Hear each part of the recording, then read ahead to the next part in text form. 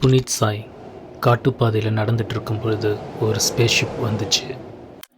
புனித் சாய், எங்கள் நகரத்துக்கு உன்னோட உதவி தேவை.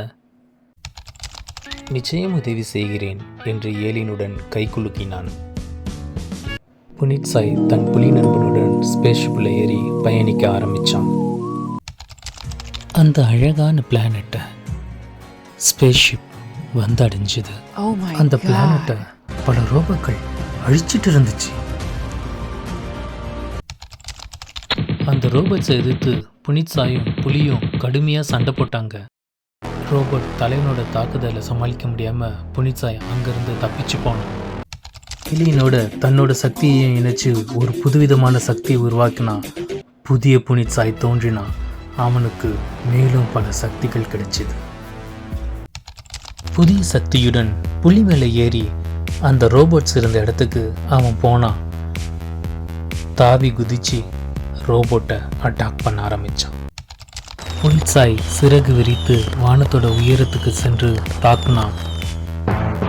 ரோபோட் தலைவனே அங்கு வந்தான். அவனையும் புனித் தாக்க தொடங்கினான். தாக்குதல் ரொம்ப கடுமையாக இருந்துச்சு. புனித் சாய் பறந்து பறந்து அடித்தான். புனித் சாய்க்கு உதவியாக புலியும் தாக்க தொடங்குச்சு. கோபமடைஞ்ச ரோபோட் தலைவன் திரும்பி தாக்க தொடங்கினான். அவன் தன்னோட சக்தியை முழுசாக வெளிக்கொண்டு வந்து தாக்க ஆரம்பித்தான். புனித் சாய் ரோபோட் தலைவனை இங்கே அங்கேயும் அலகழிச்சான். தன்னோட சக்தியை திரட்டி ஒரு கவசத்தை உண்டாக்குனான். ஷீல்டை வச்சு சுற்றி சுற்றி தாக்க தொடங்கினான்.